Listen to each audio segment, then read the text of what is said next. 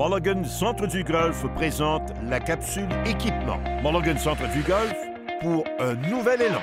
Chronique équipement en compagnie de Sylvain Raby, maître ajusteur chez Mulligan Centre du Golf. On parle de cochère de wedge pour une deuxième semaine de suite, Oui. Sylvain. La semaine dernière, on a parlé des nouveautés chez Titleist, Callaway. Là, on va parler de TaylorMade et de Cobra, mais je veux parler de degré de rebondissement, le fameux bounce, comme on dit en anglais. Comment tu l'expliquerais le plus simplement possible? Écoute, pour les amateurs, ils devraient avoir un bounce beaucoup plus élevé. Les joueurs aguerris vont prendre un bounce plus bas, ce qui veut dire que la surface va glisser moins.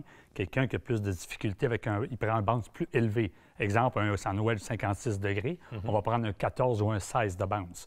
Il y a aussi la fameuse cavité arrière. Quelqu'un qui joue 95-100 devrait avoir... Il y a beaucoup de modèles différents. Il devrait avoir un wedge qui a une cavité à l'arrière. Plus facile à frapper. Plus facile à frapper sur les élans complets que le modèle plus blade.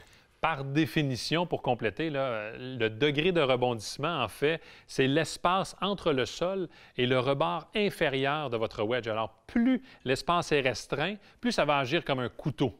Plus l'espace est grand, tu parlais de 12, 13, 14 degrés, oui. plus ça va glisser comme une cuillère au sol. Donc, ça aide à récupérer les impacts peut-être un peu moins précis au sol. Oui, plus facile. Allons-y avec les nouveautés du côté de TaylorMade, le Mill Grind 3. Écoute, nouveau modèle MG3, look classique. On a 17 options avec ce produit-là ici.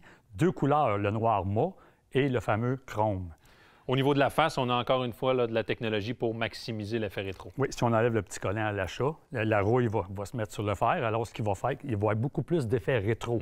Et on a aussi les nouvelles rainures en convexe, ce qui fait que sur les élans moins rapides, plus d'effet rétro. Les petits coups d'approche, plus de mordant. Et on peut le sentir là, lorsqu'on passe notre doigt. La micro-rainure entre chaque rainure, elle est dentelée, convexe, comme tu l'as mentionné, et ça aide l'effet à petite distance, sur petite distance plutôt. Et tu parlais de surface plaquée. Justement, on écoute Bill Price de chez TaylorMade qui nous explique tout le processus derrière les wedges MG3.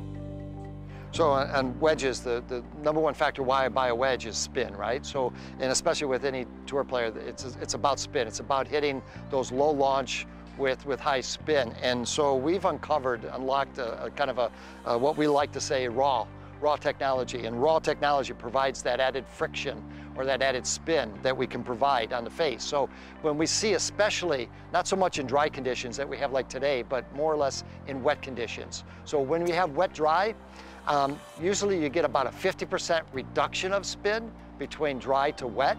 And with raw, we only see about a 20 to 25% reduction, which is quite remarkable. La constance, ça reste l'élément clé dans toute innovation technologique. Et pour les cocheurs, les wedges, ça ne fait pas exception. Écoute, si on peut prévoir l'effet de la balle dans toutes les conditions de jeu, c'est nous qui s'en sortons gagnants si on sauve plus de coups. Tout à fait.